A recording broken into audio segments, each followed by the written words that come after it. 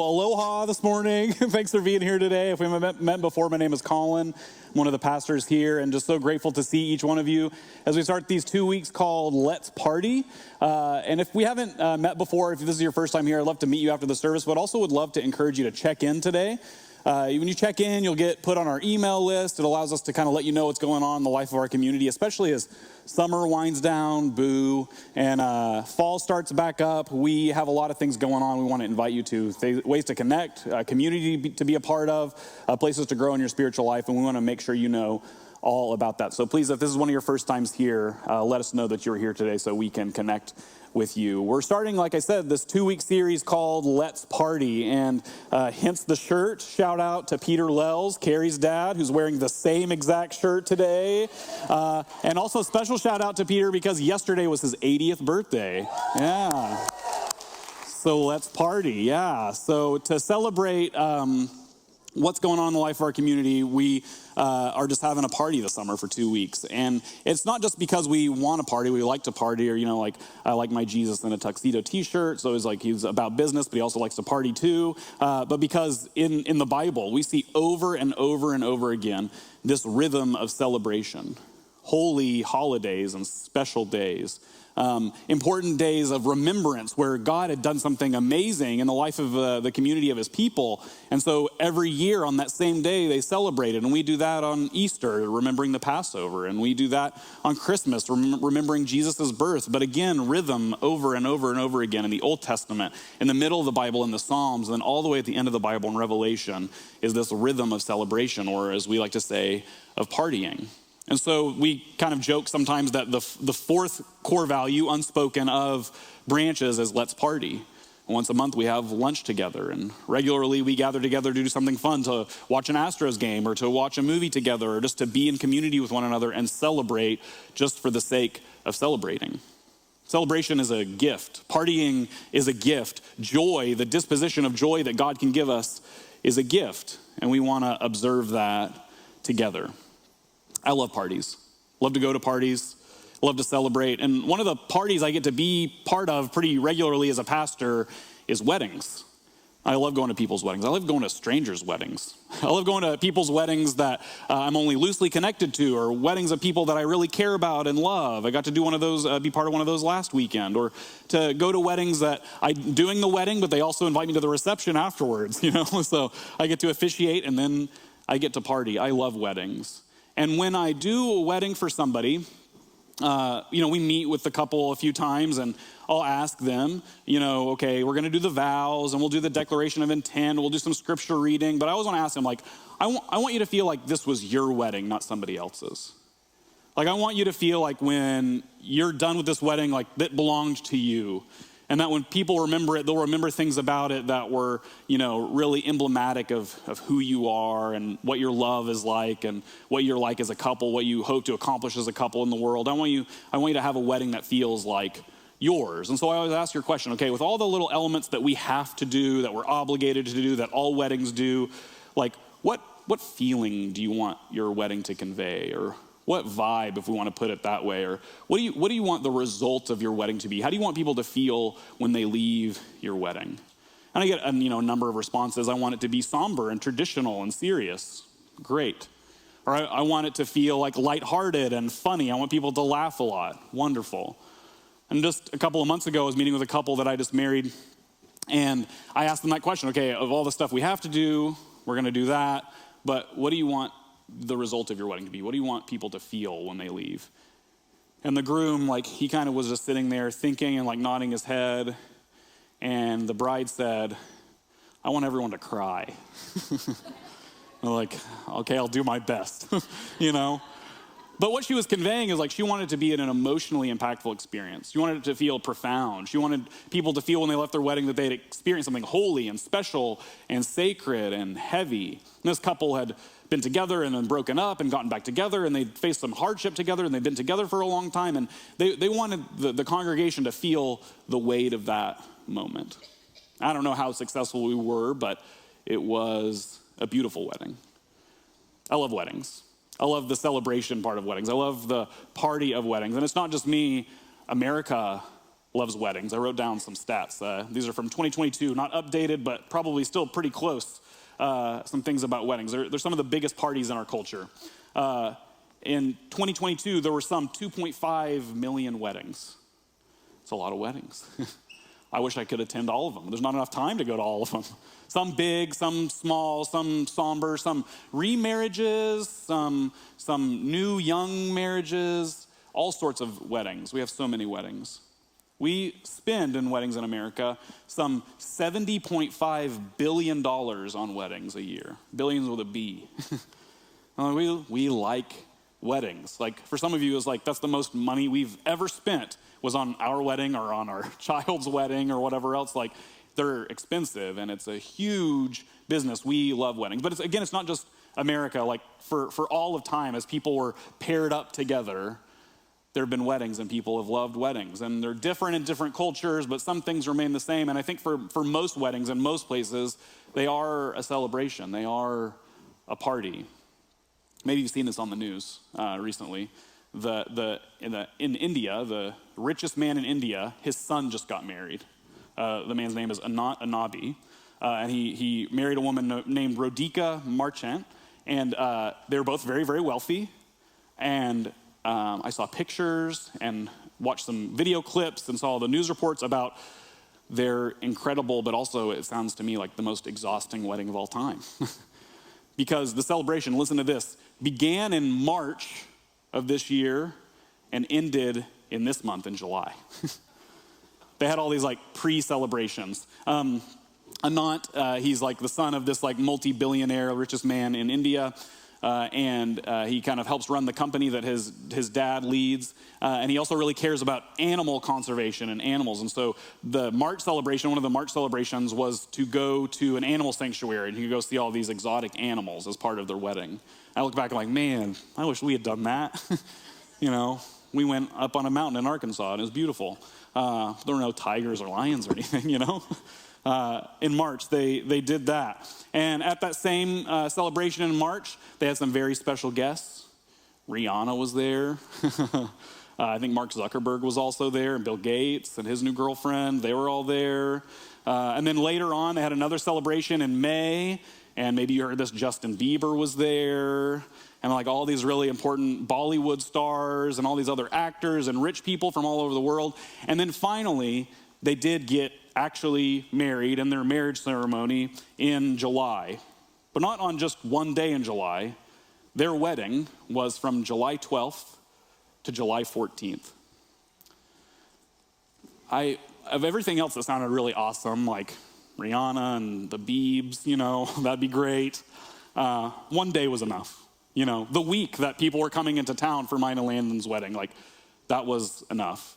But to have an entire wedding ceremony take place over the course of the 12th and the 13th and the 14th of July, probably too much. But I'm not a billionaire, probably won't be. Maybe if I were, I'd think more of how long I'd want a wedding to be, but not for me. Over the course of March through July, it's said that this wedding had upward of 2,000 guests. That's a lot of envelopes to lick, That's a lot of addresses to write. That's a lot of invitations to send.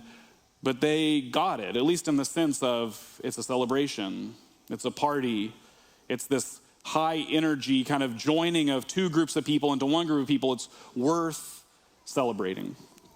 Listening to this week a talk and a sermon by Tim Keller and his wife, Kathy, her grandparents were from Croatia. And at Tim and Kathy's wedding, Tim asked Kathy's grandfather what his wedding was like in Croatia. And he said it took 2 days.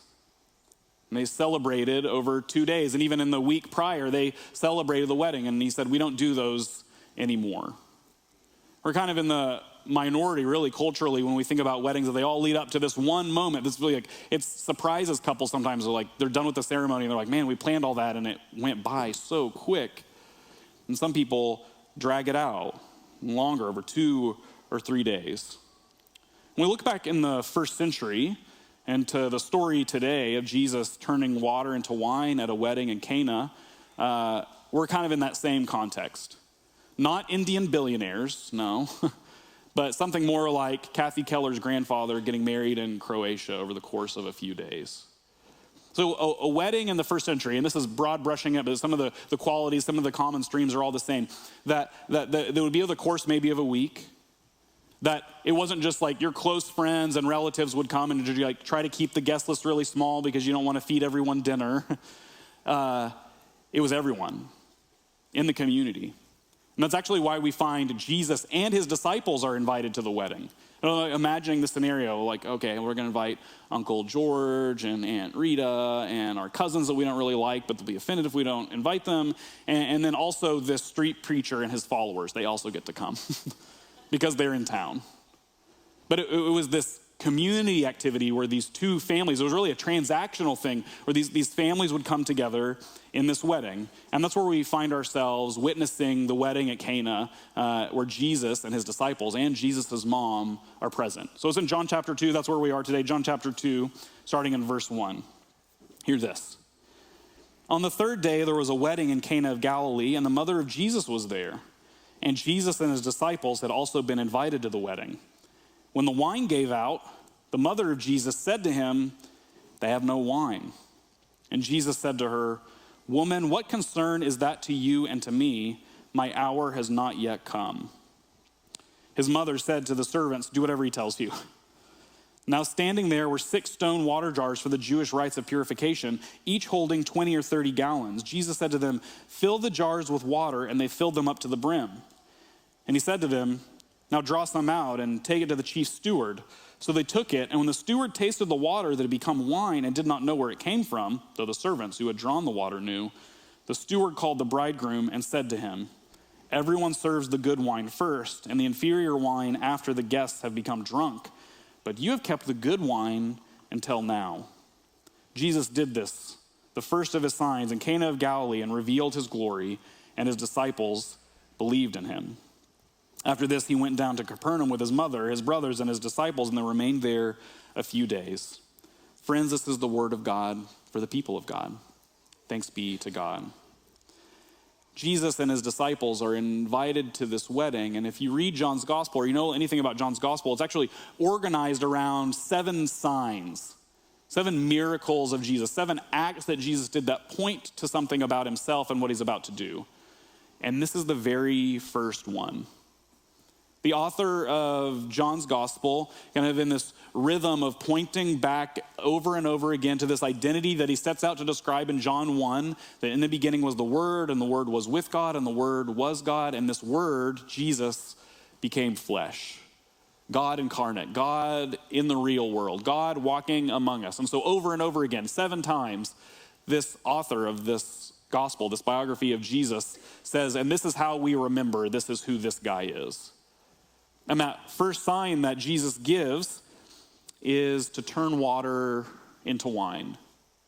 Wine in the cup, when we celebrate it here at the table every week, and as we read through the prophets and even in the Psalms and all the way through actually to the end of the Bible in Revelation, this symbol of a cup has a couple of different facets, one of which is, not very celebratory and fun, but is the cup of wrath.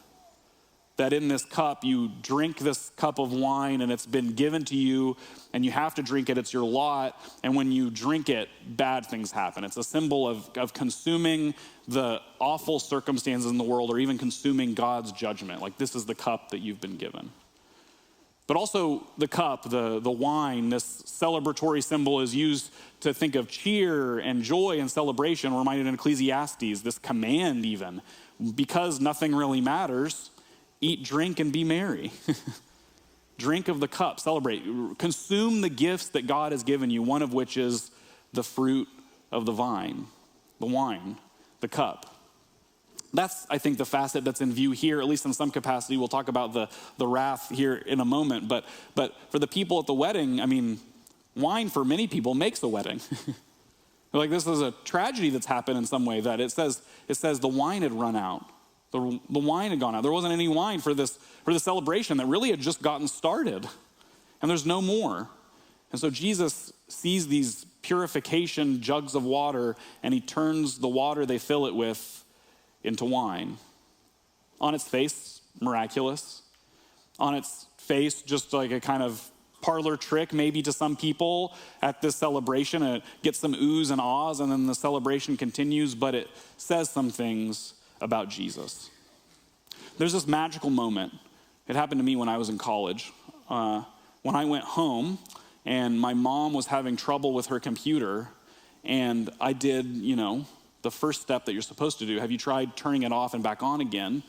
And she thought I was a computer genius, She thought I was like, an IT just savant. And then she would tell her friends, well, if you're having trouble with your computer, you can talk to my son, And maybe some of you have been there before. They're you know how to use Google. And so to other people, you seem like a computer genius. You're able to fix anything with computers. I kind of see that same thing happening here with Jesus and Mary. People sometimes see what Jesus says to his mom is kind of harsh. The wine's out, what does that have to do with me? And it is kind of dismissive and it is kind of rude. But we don't know their relationship really. John doesn't talk about their child-parent relationship much. We don't see him as a child in John's gospel. But I wonder, and I kind of think that Mary probably was wondering, even at this point, I know that, I was a virgin when I gave birth to him, and I know there's all these miraculous things around the circumstances of his birth. I don't know what this guy is capable of. So yeah, they're out of wine. I don't know, Jesus, can you do anything about this? And even though he's initially dismissive, he is capable of it. And it says something about himself. Second, Jesus also says, in response to his mom, in this kind of dismissive nature, woman, I'm not trying to call my mom woman ever. Not a good idea, not recommended. Woman, what does that have to do with me? My hour has not yet come. It's not time for me to show who I am. But he does. His hour, meaning his time, his completed action, what he's set out to do, isn't here yet. And he's kind of to say, not yet, Mom. I got some other stuff to do. But he turns the water into wine. And third, we get this declaration from someone at the wedding that typically you give all the good wine first, and then as people get drunk, they stop caring. So they'll take lesser wine later. But Jesus has given the good wine now. Jesus has given this gift of turning water into wine, and it's good, high quality wine for the people to drink at the wedding now, later on. He didn't give it at the front, he gave it at the end as a completion, as a summation of this wedding.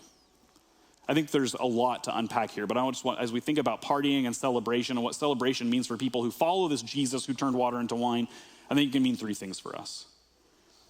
First, thinking about that first point, what is Jesus capable of? Me being a computer genius to my mom, Jesus, is he capable of turning water into wine? Yes, is that Jesus can bring joy to an empty situation, to a joyless situation. Jesus is capable of, no matter the circumstance, bringing the cheer of wine, this joy to any situation. My grandmother died on July 1st, and we had her memorial this past weekend, and it's such a strange thing, and maybe you've experienced this in a memorial service before, how you feel kind of guilty for smiling or laughing. But on my mom's side of the family, it's just part of it, We start telling stories about my grandmother, and we can't help but smile or laugh. I told this story at her memorial about how she loved to bake pies, and she would enter them into these contests, at fairs and stuff. And she had won some awards for her pies, actually. And at Thanksgiving one year, I had eaten some pie, and I'd taken the dish up to the counter, and my grandmother was there, and she said, "Colin, did you like the pie?" And I said, "Yeah, I liked it, but I didn't really like the crust." And she said, "It's award-winning." And as I told that story, that was the same reaction. Oh, Verna, I never criticized her pie ever again, We smile and we laugh in remembrance. And Jesus can bring that same joy to a bad, negative, death-filled, sorrowful situation. Jesus is capable of doing that. Mary was right in asking him to turn the water into wine.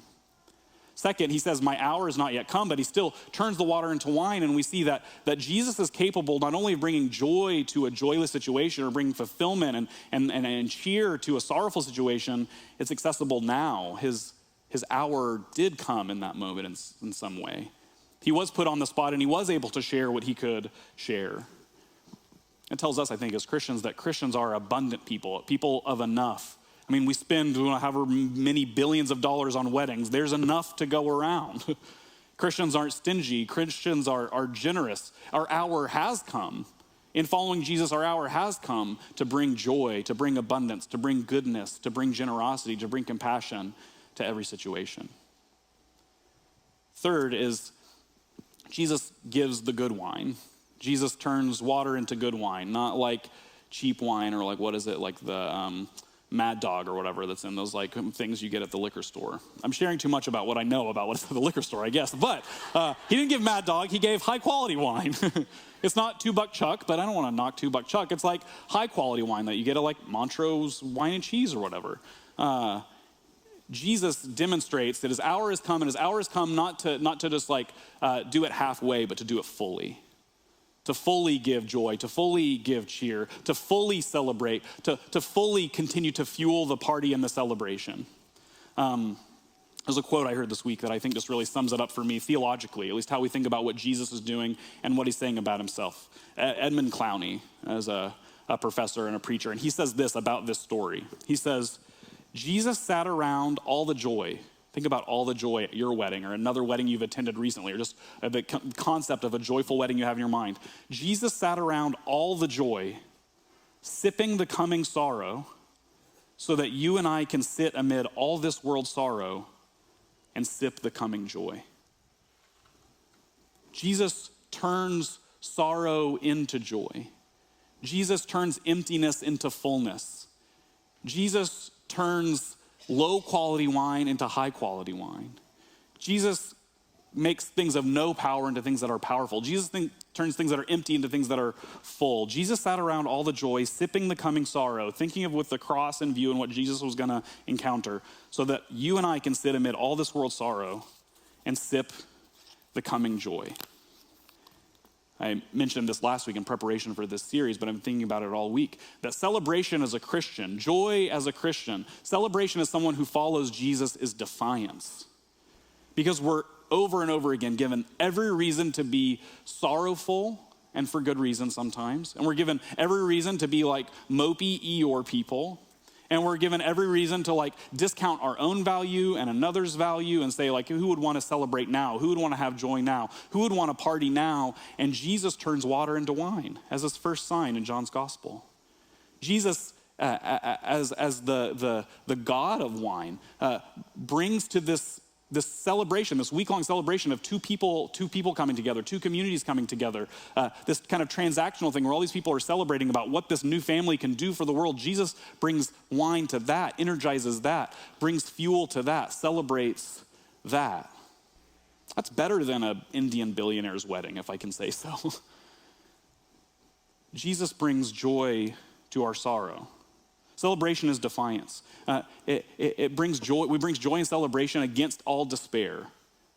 Meaning we can say, as Jesus accomplished on the cross and then in his resurrection, that death is not the last thing. That we can be in the midst of our sorrow and say, but this sorrow is impermanent. And God's goodness and joy and celebration is permanent and will last forever. We can also say that Jesus' celebration, Jesus turning water into wine, is against waiting. We don't have to procrastinate. It's not available sometime down the road. It's not a ticket that we punch now and hope to cash in later. It's something we can access and celebrate now, today. Be a part of now in this moment. And we don't have to settle. Jesus shows us, demonstrates for us, a celebration is defiance, that we don't have to say like, this wine is good enough. This celebration is good enough. This community is good enough. This way I live is good enough. This city I live in is good enough. This community I'm a part of is good enough. No, Jesus says, my hour has come and you can have the good wine now. You can celebrate now. You can find joy now, not just part of it, not just a facet of it, not just a glimmer of it, but all of it now in me. And that's what it means to be someone that follows Jesus, to follow the one who turned water into wine, to say like, we're not going to be people that are good enough people, that are settling people, that just set aside, like I would like it to be this way, or Jesus is calling it to be this way, but right now is good enough. No, we, in celebration, defy that call. Here's what we do. We invite people to the wedding. We, in our own joy and celebration, in the places where we strangely found joy and smile and laughter, when we found wine when there was water, we invite people to that. We invite people to the strangeness of discipleship to Jesus. the strangeness of being invited to this wedding, the strangeness of celebration in the face of sorrow or bad circumstance. We invite people to that, where there is enough, where there is strange joy in the midst of sorrow, and where there isn't just a little bit of it, but there's all of it. It is something that we have to, especially in the midst of really difficult, insurmountable circumstances, have to hold on hope to. I've been dabbling in being on TikTok Live a little bit, and the internet is a beautiful and awful place. And I've had these refreshing kind of conversations with people and like answering questions or whatever. And then often some of the questions I get or responses I get are just show the church has done a bad job of spreading joy, has done a really good job of partnering with the sorrow of the world to make it more sorrowful, but just kind of looks like the church. And people ask like, well, why do bad things happen to good people? Good question. Or why is there this awful suffering happening around the world? Or why are these people kind of committed to violence that seem like they're committed to Jesus? Like, why are these things happening? And the church has not had a good answer. And the church has hitched its wagons to things that have perpetuated those things. And the church has not been this abundant, joyful, celebratory scene for people. We have an opportunity and obligation now to do that, to invite people to it, and to say that in Jesus there is enough. In Jesus we can celebrate even in the midst of sorrow, and we don't have to wait for it. The hour has come.